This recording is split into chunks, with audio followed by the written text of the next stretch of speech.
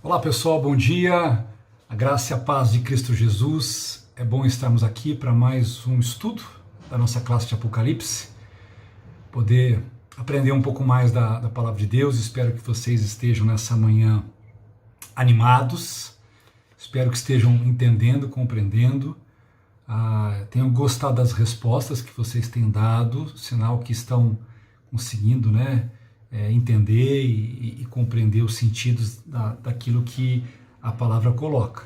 Então vamos só orar, colocar esse tempo diante do Senhor aqui e falar com Deus. Pai querido, graças te damos nessa manhã pelo privilégio de poder estudar a tua palavra. Capacita-nos a entender, a crescer e avançar, Senhor. Oramos nessa hora, colocamos a nossa vida diante do Senhor e agradecemos por tudo em nome de Jesus. Amém e amém. Pessoal, hoje nós entramos na segunda carta, a 7 igrejas, que é a igreja de Esmirna, tá? Que está em Apocalipse, no capítulo 2. Quero que você abra aí na sua Bíblia, Apocalipse capítulo 2, a partir do versículo 8, diz assim: ao anjo da igreja de Esmirna, escreve: isto diz o primeiro e o último, o que foi morto e reviveu. Conheço a tua tribulação e a tua pobreza, mas tu és rico. E a blasfêmia dos que se dizem judeus e não são, mas são sinagoga de Satanás. Não temas as coisas que estás para sofrer. Escutai. O diabo lançará alguns de vós da prisão para que sejais provados, e tereis uma tribulação de 10 dias. Sê fiel até a morte e dar-te-ei a coroa da vida.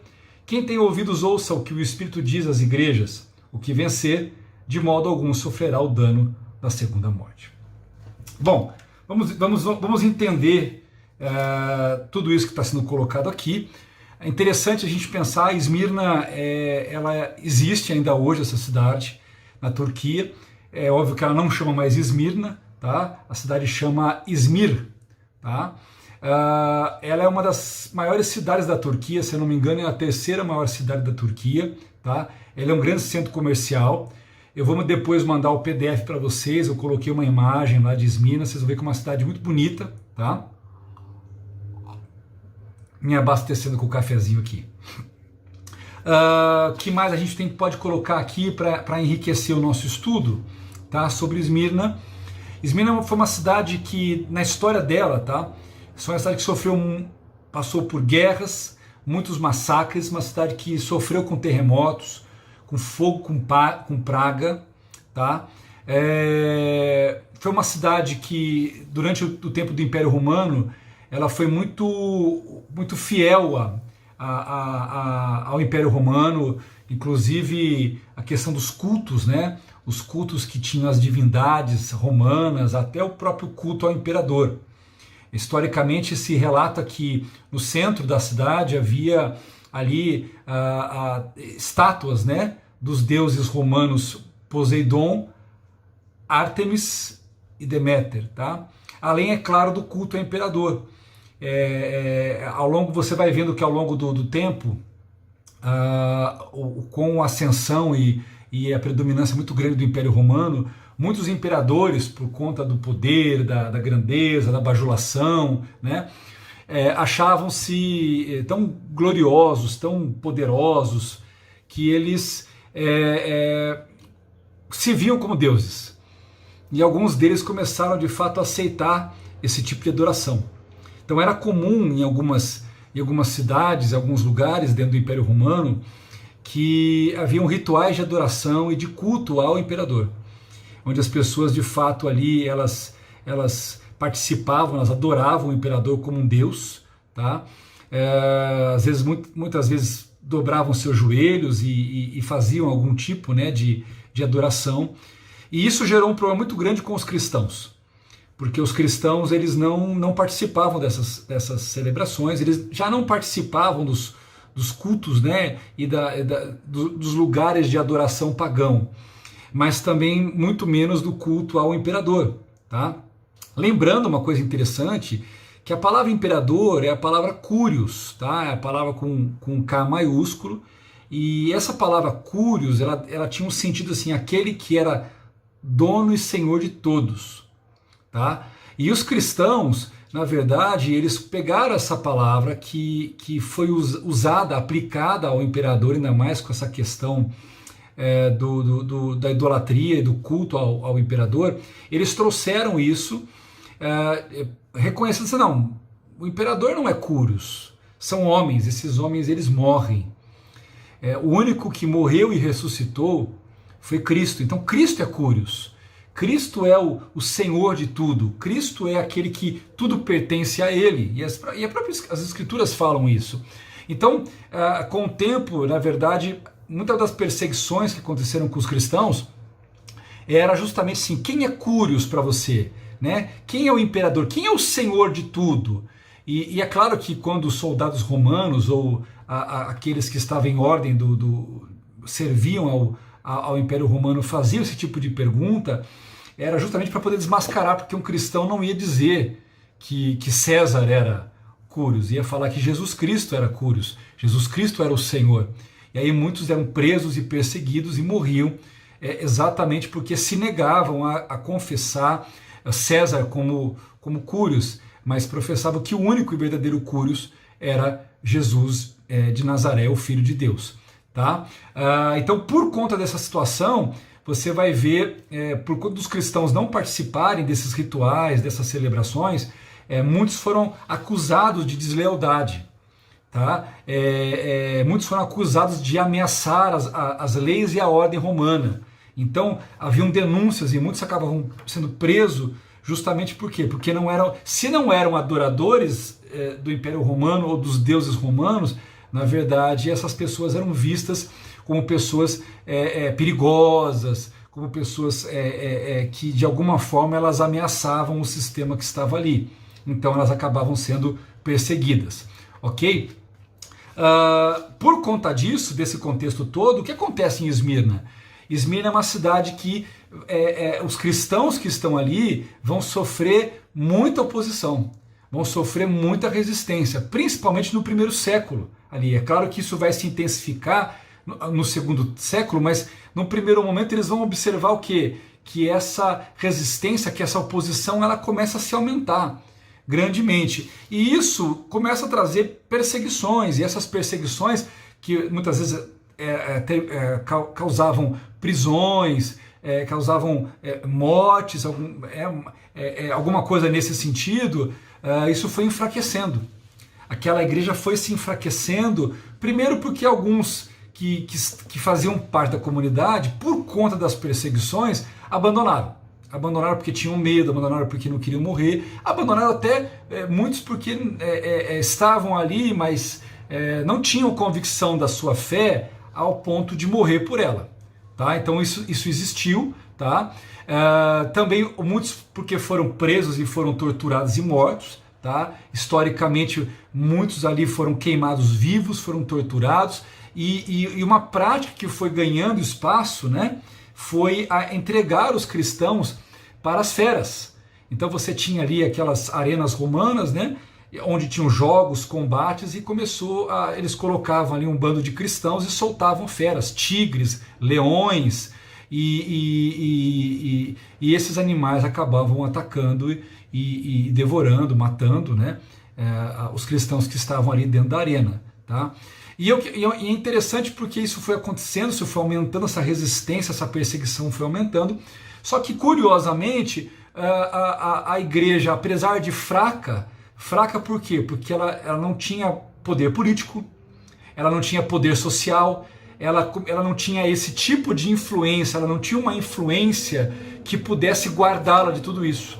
Ela não tinha uma influência política, militar, ela não tinha uma influência que ela pudesse se poupar desse tipo de coisa. Então, facilmente ela acabava sendo martirizada. Mas, curiosamente, apesar de tudo isso acontecer, né, dessa igreja estar nessa condição, a igreja prosperou, a igreja cresceu, né? Muitas pessoas vinham ali, entregavam a sua vida a Jesus. E não é diferente, se você olhar a história da igreja ao longo da história, nesses 2000 anos, o que você vai ver? Que em muitos lugares onde havia grande perseguição é onde o evangelho mais crescia. O que está acontecendo hoje nas regiões onde basicamente toda a população, todo o costume, o regime, a religiosidade é toda islâmica? Há muitos relatos de missionários que estão contando como no meio de todo aquele islamismo ferrenho, né, muitas e muitas vidas estão conhecendo a Cristo. Os relatos não existem porque, primeiro, os meios de comunicação não se interessam em contar isso. E segundo também, porque muitas vezes o que acontece é que as pessoas não podem falar disso abertamente. Então muitas pessoas se convertem e mantêm isso em segredo, porque elas sabem que se elas contarem isso para alguém, elas podem serem mortas, elas podem ser expulsas, elas podem ser apedrejadas, elas podem ser mutiladas. Então você tem hoje uma quantidade enorme de pessoas que hoje são cristãs, mas que continuam em segredo ali por causa de toda a perseguição e o martírio que existe dentro do islamismo, ok? Que mais aqui? Então, quanto mais os crentes eram massacrados, mais eles cresciam em número. Quanto mais se proibia o cristianismo, mais as pessoas vinham a reconhecer que Cristo era o Salvador, que Cristo era o Senhor, e muitas acabavam morrendo justamente por causa da sua fé. Então, a gente poderia dizer assim como hoje tem alguns lugares do mundo que as pessoas falam assim, nossa, morar ali é um desafio para um cristão, a gente pode dizer que naquela época morar em Esmirna não era um trabalho fácil, não era uma vida fácil para quem era um discípulo de Jesus. Tá? Muitos se sentiam tentados a abandonar a fé para se proteger ou para evitar sofrer algum tipo de morte, às vezes até um tipo de morte violenta. Tá? A palavra Esmirna, inclusive, é muito interessante, né? a carta à igreja de Esmirna, porque a palavra Esmirna ela vem de uma planta chamada mirra. Tá? Essa planta mirra, gente, ela é uma planta que produz um perfume. Tá? Quando essa planta ela é espremida, ela é amassada, ela vira um pó. Esse pó é um pó cheiroso, ele tem uma essência. Disso haviam vários usos. Né? Um desses usos era justamente você fazer perfume, tá? Fazer fragrâncias de perfume. Então, naquele tempo, a mirra era muito usada. A mirra era considerada em muitos lugares como uma especiaria muito fina. Tá? Para você ter uma ideia, na composição do óleo que era usado no mobiliário lá do santuário, né, havia mirra. Tá? A mirra, inclusive, também aparecia no próprio processo de você fazer o embalsamento de cadáveres. Tá? Era comum que nesse embalsamento o cadáver, ou ali as roupas, ou os panos, eles eram umedecidos com mirra.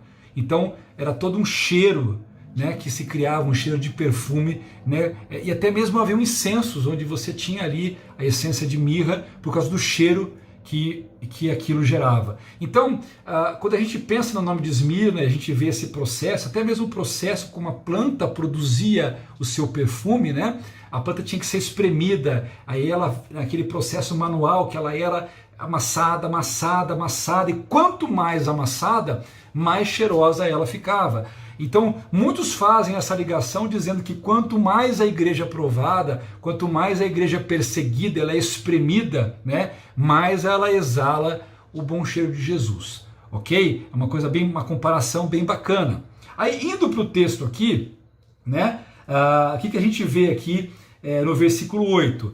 O Senhor está falando então com a igreja, né? E ele diz aqui, o primeiro, o último, o que foi morto e reviveu. É interessante Jesus falar isso porque ele está falando que, quando ele fala o que foi morto e reviveu, Jesus está lembrando a própria perseguição, né? Alguém que viveu, alguém que passou, alguém que entende o que é a perseguição, alguém que conhece a dor, alguém que experimentou o sofrimento.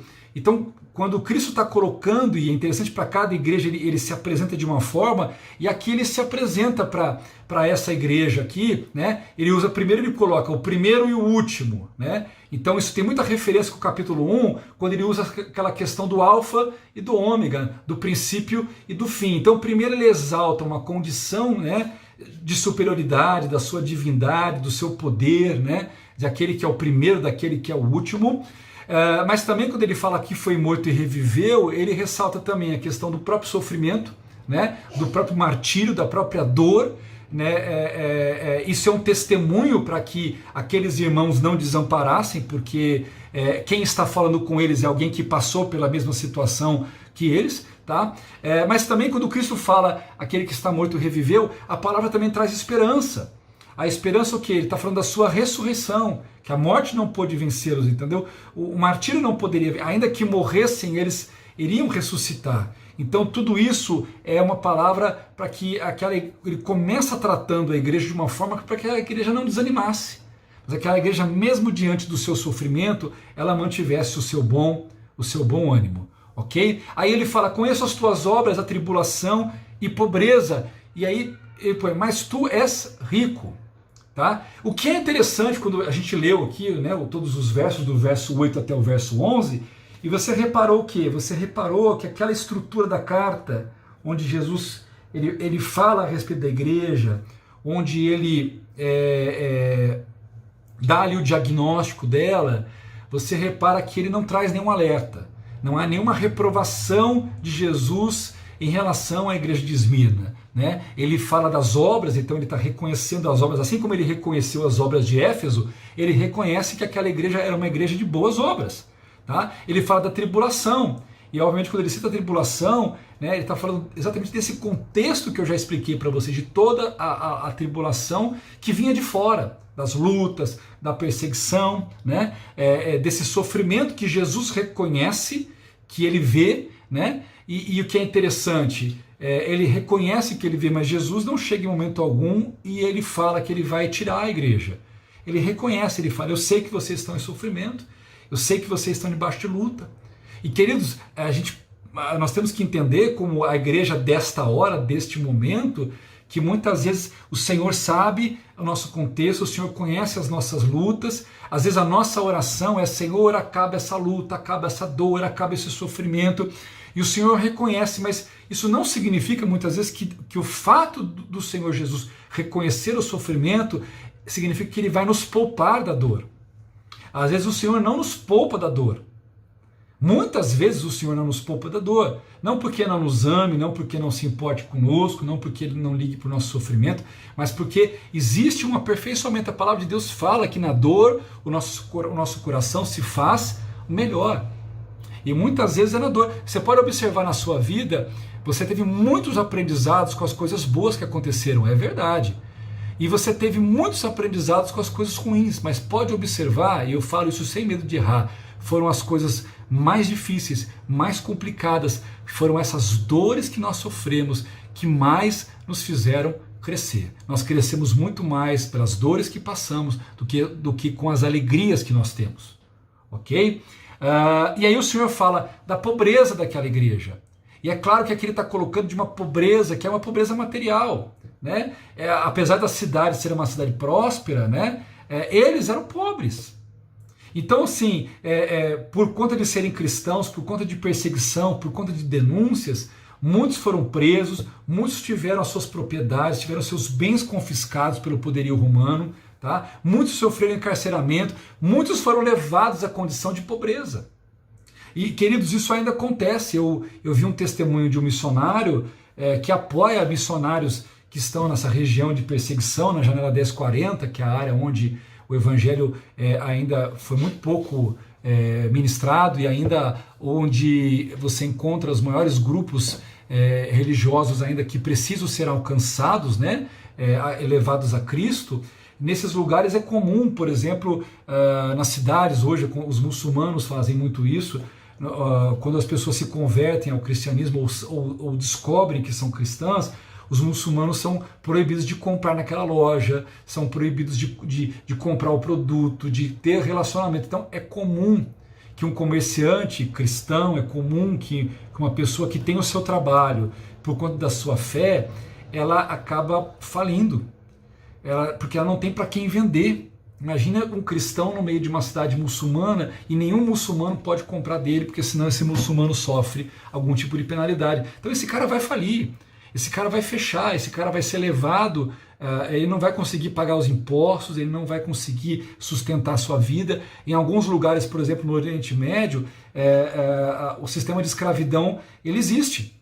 Por exemplo, é comum que por conta de não ter como pagar as contas, as coisas, homens e mulheres ali, eles perdem seus bens, eles perdem a sua casa, eles perdem tudo que têm, acabam ficando na miséria, e por conta de não ter como se sustentar, muitos deles acabam adquirindo dívidas e acabam se tornando escravos. Então você tem o marido escravo de muçulmano, uma mulher escrava de muçulmano, e os filhos. Você tem crianças hoje que trabalham naquela coisa de fazer barro, de fazer tijolo de barro, de construção, que são crianças que trabalham 12, às vezes 16 horas por dia, e são cristãos, e eles são escravos, porque eles têm dívidas com muçulmanos. Então essa realidade é uma realidade que existe hoje, e ela não é diferente do que muitas vezes já aconteceu no passado. Então, eles eram pobres materialmente, mas o Senhor está chamando eles de rico. E no que eles eram ricos? Nas riquezas espirituais. O Senhor reconhece as obras, o Senhor, ali não há nenhuma crítica em relação à oração, não há uma crítica como teve aos Efésios, de que eles abandonaram o primeiro amor, então o amor daquela igreja era um amor fervoroso. Jesus não fala que aquela igreja tinha algum problema doutrinário, que aquela igreja se afastou da verdade, então eles estavam no conhecimento, na prática da palavra de Deus. Jesus não fala alguma coisa sobre a fé deles, na verdade Jesus reconhece as boas obras. Então, muitas vezes a gente fala mais pelo que a gente não fala do que quando a gente fala. E aqui Jesus não está falando nada, e por não estar falando nada, Jesus está falando muito, tá? Mostrando que é uma riqueza que não é uma riqueza material, mas é uma riqueza espiritual. Em Tiago, no capítulo 2, no versículo 5, Tiago escreve assim: ouvi, meus amados irmãos, não escolheu Deus os que são pobres quanto ao mundo, para fazer os ricos na fé e herdeiros do reino que prometeu aos que o amam? Tiago 2, 5. Então, o que o Senhor está mostrando aqui? O que Tiago está falando? De um tipo de riqueza que não é uma riqueza material, uma riqueza que é muito maior.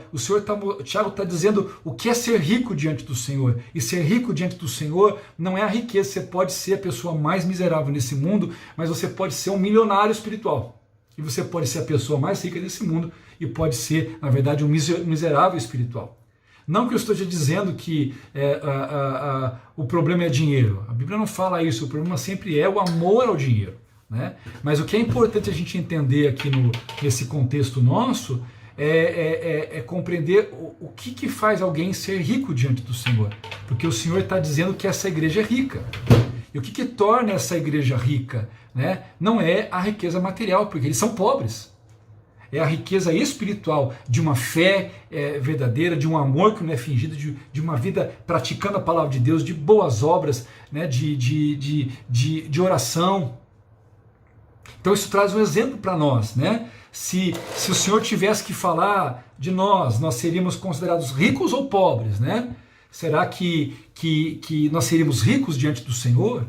Né? Por quê? Porque o Senhor olha, o Senhor vê aquilo que Jesus tanto fala, né? De a gente acumular as riquezas no céu, né? E às vezes nós estamos tão preocupados. Então isso é um alerta porque você pode observar, e aquilo que eu sempre digo, nós temos que ler o livro de Apocalipse no contexto de Apocalipse. Então isso é um alerta para a igreja, esse é um alerta para nós, para que diante desse mundo materialista, consumista, de tudo isso, nosso coração não se perca nisso. Nosso coração não seja preocupado em ser rico segundo esse mundo, mas ser rico diante do Senhor. Rico daquilo que importa para o Senhor. Amém, queridos? Vamos em frente aqui. Versículo 9, aí ele fala: e a blasfêmia dos que se dizem judeus e não são. Aí ele fala: mas são a sinagoga de Satanás. Vamos entender isso?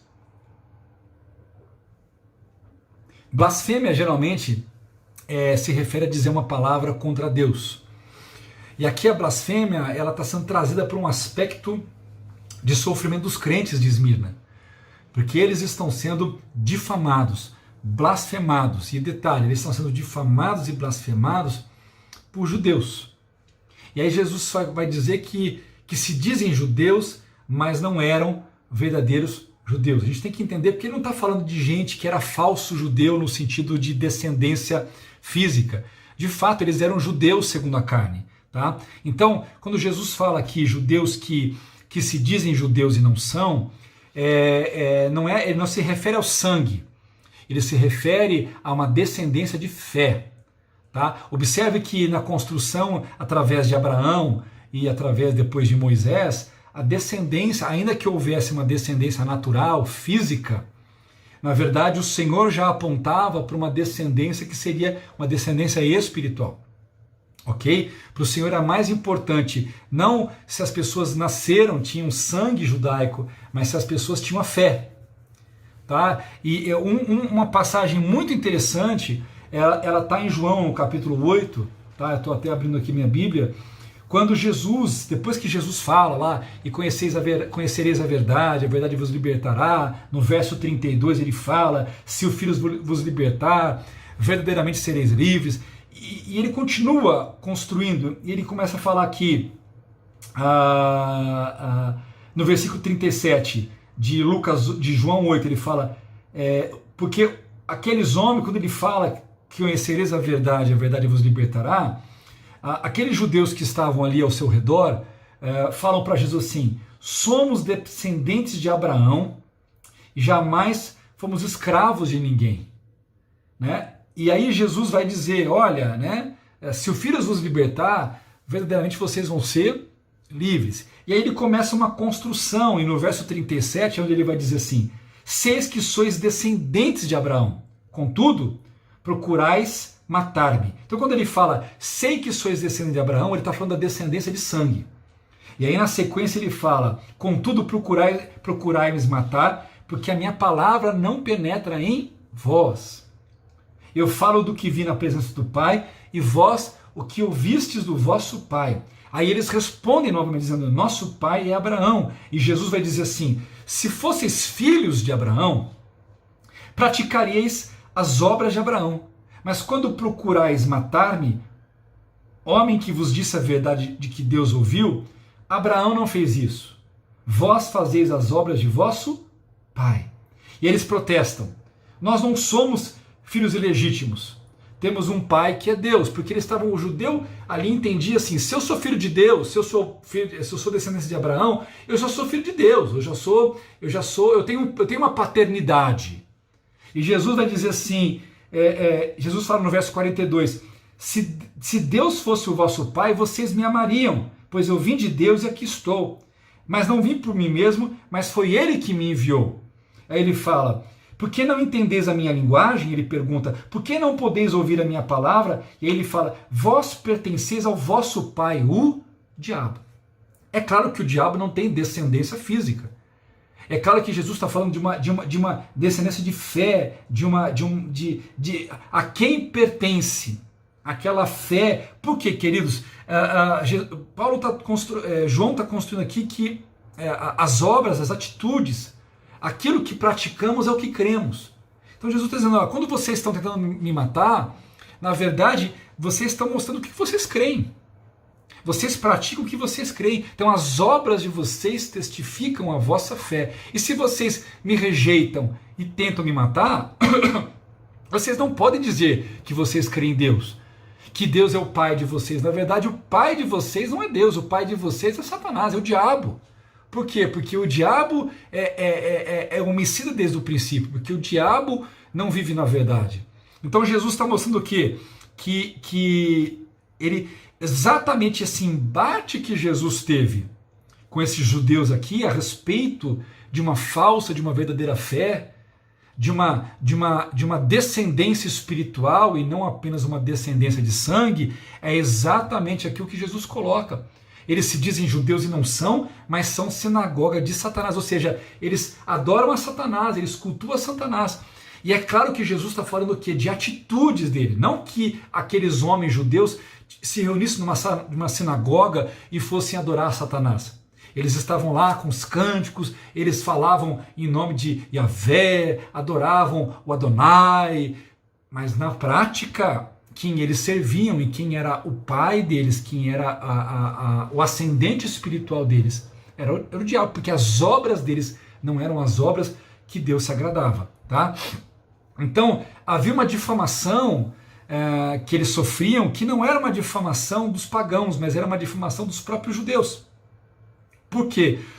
Porque era comum, em muitos lugares, os judeus, vendo que havia perseguição, o que eles faziam? Havia um conchavo que era feito com soldados e líderes romanos, eles entregavam os judeus para serem poupados. Então, em muitos lugares, os judeus acabavam sendo o quê? Instrumento do diabo, porque eles entregavam, né, os outros para serem perseguidos com a proposta o quê? De escaparem de perseguição. Tá? Então, se eles eram verdadeiramente judeus, eles deveriam estar lá para viver o que o judaísmo pregava, então eles deveriam estar lá para serem instrumentos de luz. E na verdade eles estavam sendo instrumentos de morte. Tá? Então Jesus está acusando que na prática eles eram servos de Satanás, que era o principal mentiroso e era o principal acusador ali dos fiéis. Tá? Aí ele fala, nada temais, nada tema das coisas que há de padecer, eis que o diabo lançará alguns de vós na prisão. Novamente eu coloco, o Senhor, ele reconhece a condição de martírio, de sofrimento, e não necessariamente o Senhor está ali preocupado em dizer que vai poupá-los, tá? Então o Senhor traz o conforto, ele fala, né? Nada temas as coisas que há de parecer, então é uma palavra de conforto, não temas. Uma das expressões que Jesus mais usou foi não temas, tá? Mas não é uma palavra de livramento. Tá? Vocês vão passar, vocês vão viver. Tá? Então ele está animando os discípulos de Esmirna a não desistirem, mesmo diante das tribulações que viria. Então ele já está avisando, vai vir tribulação. Amados, há quanto tempo o Senhor tem alertado a nós como igreja nos dias de hoje que vai vir tribulação? E nós estamos ainda querendo profetizar um tempo de paz duradoura. Na verdade, quem vai vir com essa mensagem é o anticristo, porque Cristo, o Espírito de Cristo, o Espírito Santo, já tem avisado. Nós estamos vendo as coisas acontecer, coisas perigosas, coisas que sinalizam tempos difíceis, entendeu? Nós estamos vendo aí, eu não vou entrar no mérito aí na questão do Covid, do isolamento, mas nós estamos vendo aí algumas coisas que eu chamaria de testes. Testes na questão de controle de massa, testes na questão da liberdade individual, testes que estão sendo feitos para ver até onde ou quanto você consegue controlar, manipular esse tipo de coisa com as pessoas. Então, eu não estou aqui trazendo teoria da conspiração, mas preste atenção, todas essas coisas em algum momento elas vão servir como ferramentas para que se estabeleça aquilo que o anticristo tem e deseja fazer. Tá? Então, Jesus anima os discípulos de Esmirna, olha, não desistam diante das tribulações que vão vir. Isso é uma reflexão para nós, uma reflexão até do tipo de mensagem que a gente escuta nos dias de hoje. Né? Muito essa mensagem do não sofra, Deus vai livrar você dos teus sofrimentos, né? Mas a mensagem bíblica muitas vezes não é essa. A mensagem bíblica é que muitas vezes o Senhor vai permitir que a gente passe pela luta, passe pelo sofrimento, né? Como existem lugares do mundo onde cristãos estão sendo perseguidos e estão pagando com a própria vida. O que nós somos melhores do que eles, que nós não merecemos passar por isso, né? Que nós não somos dignos de passar por isso? Então, há alguma coisa errada na nossa teologia, há alguma coisa errada naquilo que temos ouvido, porque nós temos que voltar de fato para o Evangelho, tá? E aí a gente vê muito quando ele cita aqui, o diabo vai lançar alguns de vocês na prisão, a gente vê um pouco disso. A gente vê lá em Éfeso, havia um esfriamento de amor, um orgulho que podia crescer no coração. Aqui, na verdade, um outro contexto, e o diabo não está preocupado em fazer aquilo que ele talvez estava agindo lá sobre o povo de Éfeso. Aqui ele tenta, a estratégia é a perseguição, o enfraquecimento da igreja aqui, tá? E a ação de Satanás aqui, como ele mesmo coloca, né, vai lançar alguns de vós na prisão, é justamente o quê?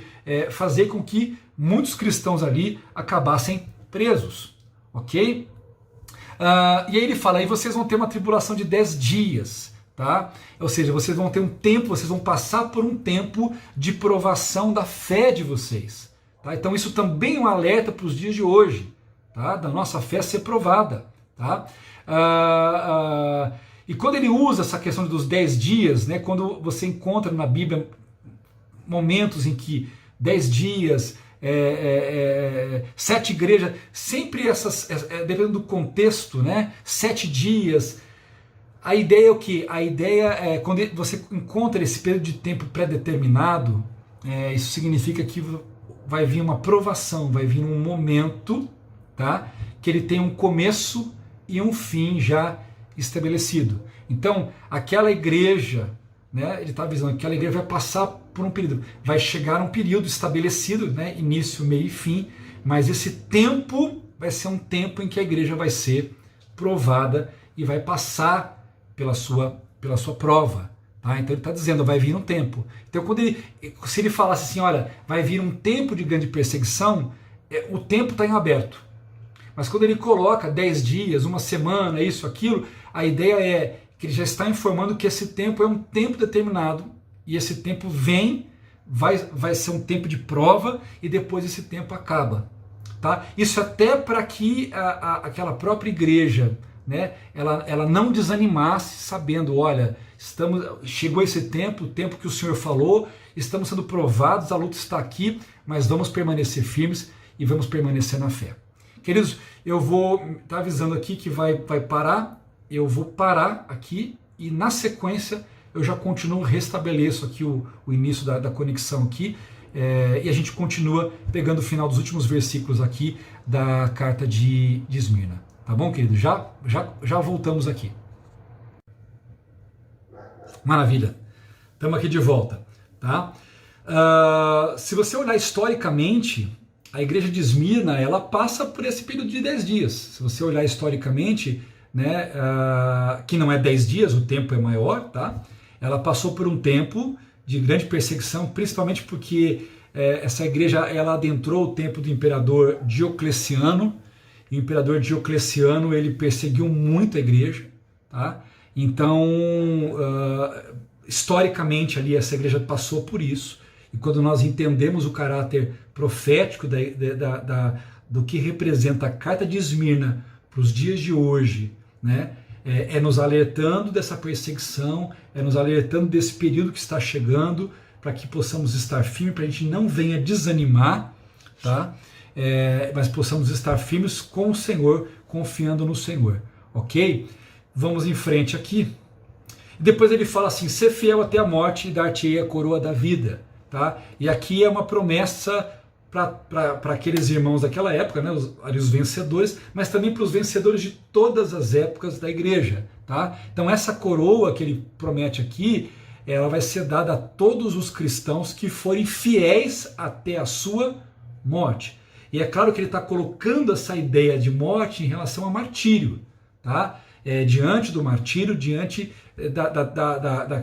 da própria morte, ou seja, sermos fiéis até o ponto, se necessário, precisar morrer pela nossa fé em Jesus Cristo. Então esse é o desafio. O ser fiel até a morte é sermos fiéis até o ponto de precisar morrer, se necessário, pela nossa fé em Jesus Cristo.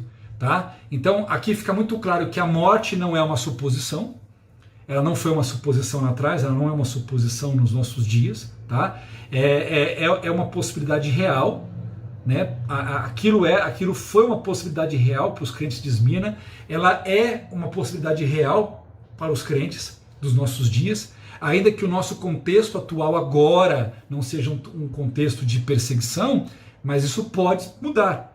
Isso pode vir a se tornar um contexto onde a morte deixa de ser uma suposição e possa se tornar até uma realidade. Então ele está falando assim, né, ser fiel até a morte, se necessário, ser fiel até o ponto de morrer pela nossa fé em Cristo Jesus.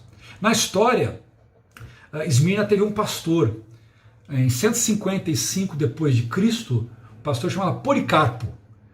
E há um registro histórico disso, e Policarpo ele foi martirizado na fogueira, tá? Por um imperador romano. E quando perguntaram para ele na fogueira, já pouco antes de acender a fogueira, é óbvio, né? Perguntaram para ele se ele voltaria atrás na sua fé e se ele adoraria o imperador. A resposta dele foi, preste atenção, tenho 86 anos, ou seja, viveu bem. Ele fala, tenho 86 anos servindo a Cristo. E ele nunca falhou. não irei negá-lo agora. Então, Policarpo pagou a sua fidelidade como? Com a morte. Tá? E ele recebeu a coroa da vida. Então vamos entender essa questão da coroa da vida. O que significa receber a coroa da vida? Tá? Então essa coroa da vida não está relacionada no sentido de receber a vida eterna. Ela não está falando. A coroa da vida aqui não é a coroa de salvação. Porque se eu falar que receber a coroa de salvação, dentro desse contexto, eu estou dizendo que a salvação é por obras. Eu conquisto a minha salvação. Tá? Não é isso. Tá? Então ela é uma coroa de galardão. Porque a palavra aqui é a palavra Stéphanos. Tá? Eu já disse para vocês que há duas palavras de coroa. Tá? Uma é Stéphanos, que é a coroa do vencedor, que é aquela coroa de louro do vencedor, e você tem a palavra diadema. A palavra diadema ela é usada para Cristo, que é a coroa do rei, a coroa do soberano, é aquele que detém o governo sobre tudo, aquele que merece a coroa, né, que é dela, por aquilo que ele é. Stéphanos é a coroa que é dada por aquele que se esforçou para fazer algo. Tá? Então quando ele coloca a coroa da vida aqui, tá? É uma coroa de galardão. Galardão significa recompensa, pagamento pela minha obra, ok? Então, quando que essa coroa vai ser recebida? Na ocasião da vinda do Messias. Então, Jesus assegura que a recompensa virá aos mortos que foram fiéis a Deus na ressurreição dos justos. Tá? Então, cada coroa ela tem um significado. A coroa da vida é a coroa dada para aqueles que foram mortos, martirizados, tá? Mas eles foram fiéis a Deus, pagando pagando com a própria vida a sua fidelidade. Então há estes, tá? Então não é uma coroa para todo mundo, tá? É um galardão para aqueles que se encontram diante desta condição, tá? E aonde essa pessoa vai receber? No tribunal de Cristo. Se você depois, não dá tempo agora, mas se você abrir Romanos 14:10, 2 Coríntios 5:10, eu vou ler aqui 2 Coríntios 5:10 para nós, que fala sobre o tribunal de Cristo. Fala assim, 2 Coríntios 5:10, porque todos devemos comparecer ante o tribunal de Cristo. Todos quem? Todos os discípulos, todos os que fazem parte da noiva, todos que são corpo de Cristo, todos os que creram e estão com o Senhor, né, ante o tribunal de Cristo, para que cada um receba o que tiver feito por meio do corpo, ou bem ou mal. Então vamos lá, observe o que? Para que cada um receba o que tiver feito. Tá? Então está falando de obras, se as obras trouxeram glória para o Senhor ou não, que é o que ele vai explicar no outro texto, quando ele vai dizer assim, que as obras passarão pelo fogo, e se as obras forem pedras preciosas, elas vão redundar glória para o Senhor, mas se for palha, madeira, feno, é consumido pelo fogo, ou seja, as obras elas não conseguem existir, elas deixam de existir, ou seja, uma obra que não foi feita para a glória de Deus. Ok? Então há um tribunal de Cristo, e ele é somente para o corpo de Cristo, tá? E não é um tribunal de salvação, gente, tá? Jesus não vai chegar lá e falar, tá salvo ou perdido. Essa coroa, ela é uma recompensa, um galardão diante da nossa postura, ou seja, a partir do momento que eu e você cremos em Jesus, nos tornamos discípulos de Jesus, nós nascemos de novo e agora somos filhos de Deus, todas as nossas obras serão computadas. Ou elas trazem glória para o Senhor, ou elas não servem para nada. Ok? Então, neste dia, tá, essas obras vão ser colocadas à luz. E aquilo que nós tivermos feito para a glória do Senhor, isso vai redundar em galardão. Por isso que é importante que a igreja entenda, que eu e você possamos entender que a nossa vida ela está sendo escrita e vai ter galardão para isso. Galardão daquilo que nós fizemos para a glória de Deus, por amor a Deus, por fidelidade a Deus. Tudo isso vai ter uma recompensa. Tá?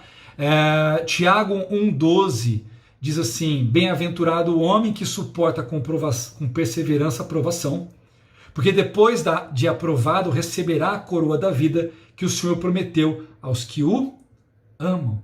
Então o que nós estamos vendo aqui? A questão é essa coroa, ela está vinculada à nossa postura diante das tribulações. Qual é a minha postura? Qual é a sua postura? Diante das provações, diante dos sofrimentos que passamos na nossa vida, agora que nós estamos em Cristo. É depois de Cristo, não é desde lá atrás, é depois de Cristo. Tá? Então a questão é, se diante delas, ou seja, diante da tribulação, diante da provação, diante do sofrimento, se nós formos fiéis ao Senhor, perseverando no seu amor, desejando que Ele fosse glorificado, dispostos até, se necessário, pagar com a nossa própria vida. Então vale uma pergunta para nós aqui, que não é aquela, que não conta como aquelas perguntinhas, é uma pergunta de reflexão, tá? Temos sido fiéis a Deus? Nós estamos confiando no Senhor e amando o Senhor, mesmo diante das tribulações, das lutas e das provações, dos sofrimentos que nós estamos passando? Pense nisso, ok? Pense nisso. Depois ele fala, quem tem ouvidos, ouça o que o Espírito diz às igrejas, o que vencer não receberá o dano da segunda morte. E aqui aparece pela primeira vez no Apocalipse a menção da segunda morte. Né? E o que é a segunda morte? A segunda morte, gente, ela tem... Porque primeiro ele está falando dos que estão com ele. Dos que estão com eles, né? O tribunal de Cristo não é um tribunal de salvação, como eu disse, mas é de galardão. Porque aqueles que estão ali passando por esse tribunal já estão salvos, já estão diante da eternidade, a eternidade é deles.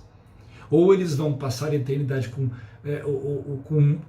muitos galardões, ou não, mas estão salvos.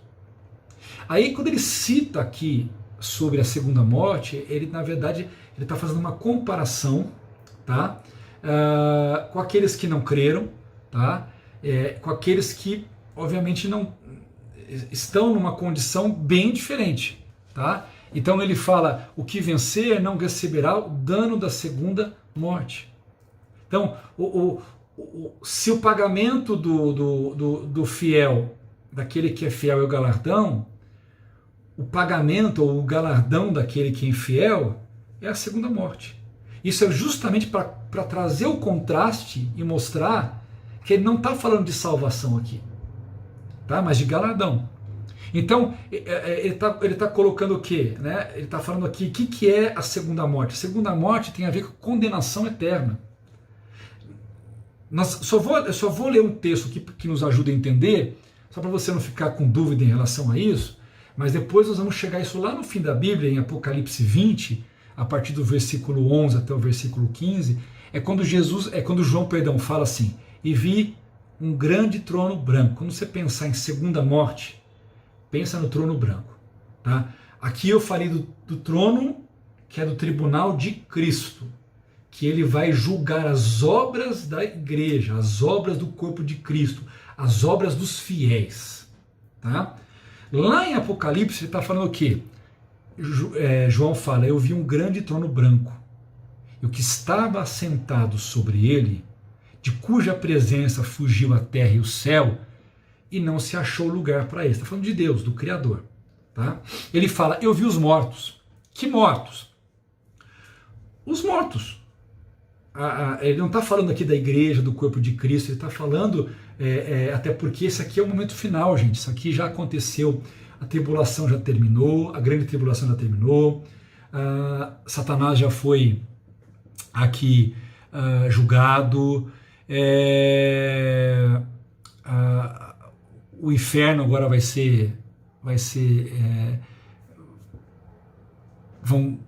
quem vai de vir para lá. Que mais aqui? Cristo já reinou 1000 anos sobre a terra, já aconteceu a batalha final do Armagedon, tá?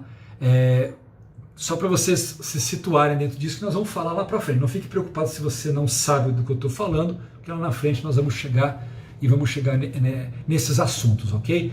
O importante ele fala que ele viu os mortos, então são os mortos de todas as eras, todos os que morreram sem o Senhor, todos os que estão em condenação, todos os que estão no Sheol, tá? Ou no Hades, aguardando o julgamento eterno.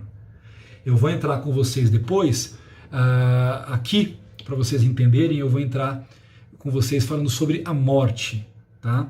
E vocês entenderem o que a Bíblia fala, né? Quando a pessoa morre sem Cristo, a pessoa morre com Cristo, para onde que um vai, para outro que outro vai, né? O inferno está cheio, o inferno está vazio. Tudo isso é importante a gente entender. Quando uma pessoa morre hoje sem Cristo, para onde ela vai? Ela vai para o inferno? Tem um outro lugar que ela vai? Não tem. Então eu vou trabalhar isso com vocês porque vocês precisam entender isso com muita clareza, não pode ter dúvida nisso. Porque senão vocês misturam os ensinos aí, fazem uma confusão na cabeça, e eu quero que vocês tenham uma construção muito sólida sobre esse assunto, ok? Mas aqui ele fala que ele viu os mortos, grandes e pequenos, que estavam diante do trono, e abriram-se os livros. Depois nós vamos falar sobre isso, mas livros o quê? A ideia que se tem aqui é de que cada pessoa tem um livro, ou livros que contam as histórias das pessoas. É bem diferente porque na sequência ele fala, e abriu-se outro livro, que é o livro da vida. E pode observar, nós vamos ver isso em Apocalipse capítulo 5, logo, que o livro da vida é o livro do Cordeiro, é o livro onde está registrado todos os salvos. Então, quando ele fala que abriram-se os livros e abriu outro livro, esse que ele fala que é o livro da vida, a ideia é mostrar o quê? A ideia é mostrar quem está no livro da vida e quem não está. Então, se a pessoa está no livro da vida, ela não estaria nesse livrinho. Então, se esses livrinhos foram abertos, é porque o nome não consta. Tá? Então, é como se ela não estivesse aqui. Então, isso é para reforçar o texto de que essas pessoas estão sendo julgadas, mas elas não têm a Cristo, elas não têm o benefício da salvação. Ok? Então, ela só tem o livro da própria vida delas. Ela só tem, aqui não, aqui tem um livro que diz que Cristo pagou toda a justiça sobre as pessoas que estão aqui. Aqui elas não têm. É como se elas estivessem ali sem defesa, entendeu? Elas não têm advogado de defesa e não têm nenhuma defesa, a não ser a própria vida delas. Tá? Só para a gente conseguir entender. Ele fala, abriu-se outro livro, que é o livro da vida, e aí ele fala, e os mortos foram julgados pelas coisas que estavam escritas nos livros. Observe que a ênfase é naquilo que está naqueles livros. Talvez, não sei, tá? A gente está especulando aqui agora e a ideia da classe é a gente poder trabalhar isso. Então, o que eu estou colocando aqui não está sendo explicado isso na Bíblia, mas conjecturando, a gente poderia talvez pensar assim, será que as pessoas que estão sem Cristo, será que até o momento em que Cristo entra na nossa vida, porque a partir do momento que Cristo entra na nossa vida, nós vivemos por causa dos méritos dele. Por isso que até a nossa oração é feita em nome de Jesus, porque nós não temos nem mérito nosso. Eu não posso falar, Senhor, em meu nome, eu me aproximo de Ti. Senhor, em nome de Jesus, eu me aproximo de Ti. Senhor, em nome de Jesus, eu peço. Senhor, em nome de Jesus, eu clamo. Senhor, em nome de Jesus, eu coloco essa pessoa, essa situação diante do Senhor. É tudo pelo nome do Senhor. Então, quando eu vou entendendo isso, talvez eu possa conjecturar, sem transformar isso em doutrina, mas eu posso conjecturar o quê? Eu posso conjecturar que, na verdade, o que está acontecendo aqui? Essas pessoas aqui, elas só têm a elas mesmas. Elas não têm defesa. Por isso que fala que elas vão ser julgadas pelas coisas que estão escritas nos livros, segundo as suas obras. Tá? E deu o mar os mortos, que nele havia, e a morte o inferno. E aqui a palavra inferno aqui é Hades, é a região dos mortos. Deram os mortos que nele havia e foram julgados, cada um segundo as suas obras. E a morte e o inferno foram lançados no lago de fogo. Aí ele fala, esta é a segunda morte. E aquele que não foi achado, escrito no livro da vida, foi lançado no fogo. O lago de fogo é o inferno, é o Geena. Tá? Aí sim, então ele fala, esta é a segunda morte. A primeira morte é a morte física, que todos nós vamos passar, a não ser que Cristo volte quando estivermos em vida, senão todos passaremos pela primeira morte. Mas o problema, gente, não é a primeira morte, o problema é a segunda morte. A primeira morte é quando nós cessamos a nossa vida física e adentramos a eternidade. A questão é que se nós adentramos a eternidade com Cristo, nós adentramos a eternidade para a vida eterna. E se nós adentramos a eternidade sem Cristo, nós adentramos a eternidade para uma condição de morte eterna, que é a condenação, que é o inferno. Estamos, de fato, julgados, condenados ao lago de fogo. Ok? Então ele fala que essa é a segunda morte. Então ele está dizendo assim, olha, né, o julgamento é de obras, não é o julgamento de vida eterna, a coroa ela é de obras, tá? Que vocês não vão passar pela segunda morte, né? Sobre vocês não recai a segunda morte, ok? Então, querido, a segunda morte não tem nada a ver com salvo em Cristo, porque do tribunal do grande trono branco ninguém sai salvo, isso é importante lembrar, não é um tribunal para salvação. Tá? Esse tribunal é um tribunal para confirmação de condição, para que as pessoas entendam por que elas não podem ser salvas e não há salvação para elas. Porque elas não creram. É aquilo que a palavra de Deus fala. Aquele que creu e recebeu a Jesus é salvo. Aquele que não creu já está condenado porque não creu no testemunho que Deus deu do seu próprio Filho. Ok? Então o grande trono branco não é julgar as pessoas para a salvação, é um tribunal de condenação. O que se ouve ali é a sentença, então mostrar as obras das pessoas é só para elas entenderem por que elas são de fato merecedoras, tá, do inferno. Tá? A segunda morte, a Bíblia fala claramente que a segunda morte é o lago de fogo, tá? Então não é um lugar para a igreja, não é um lugar para o corpo de Cristo, não é um lugar para os que creem no Senhor. Tá? Quando a gente entende isso, então, fica claro de entender a promessa do Senhor, que é uma promessa, né, de que aquele que for fiel e fiel até o fim, mesmo tendo que pagar com a própria morte, tenha a certeza, né, de que não passará pela segunda morte, tenha a certeza de que o que há reservado é estar com o Senhor, o que está reservado é galardão, vai receber a coroa da vida. Espero ter podido conseguir ajudar vocês a entender um pouquinho disso, a gente, né, entender a questão da igreja de Esmirna. É muito interessante, tá? Há bastante coisas que nós podemos trazer para a nossa vida e aplicar para a nossa vida nos dias de hoje. Que eu e você, diante desse mundo, diante das pressões, das tribulações, do que vier pela frente, que eu e você possamos ser fiéis até a morte, se necessário. Amém, queridos? Vamos lá, 6 perguntinhas fáceis demais para responder. Primeira, o que significa a palavra Esmirna? Mamão com açúcar. Segunda, qual é a relação do nome Esmirna com a igreja? Terceira, qual era a pobreza e a riqueza de Esmirna? 4, o que são os falsos judeus? 5, o que é a coroa da vida? E 6, o que é a segunda morte? Eu quero ver o que vocês entenderam de tudo isso que a gente conversou. Tá bom, queridos? Deus abençoe vocês. Fiquem na paz do Senhor Jesus. Vamos orar? Pai, muito obrigado, Senhor, por esse tempo de estudo e de aprendizado. Capacita meus irmãos, para que todos nós possamos avançar e possamos ser como Esmirna, fiéis, Senhor. Fiéis, uma igreja fiel. Até mesmo diante da morte, uma igreja fiel, Senhor. Não uma igreja rica, no sentido material, mas uma igreja rica espiritualmente. Que a nossa maior riqueza, Senhor, não seja a nossa conta bancária, não seja a casa, o carro, o que tivermos, que a nossa maior riqueza seja contada diante do Senhor, com a riqueza espiritual daqueles que estão fazendo para si, guardando para si tesouros espirituais, Senhor. Assim nós oramos e graças te damos nessa hora, em nome de Jesus. Amém. Deus abençoe, queridos. Em nome de Jesus, daqui a pouco estamos juntos aí no nosso culto de Páscoa. Vamos louvar e bendizer o nome do Senhor. Um abraço a todos. Fique na paz do Senhor Jesus. Até mais.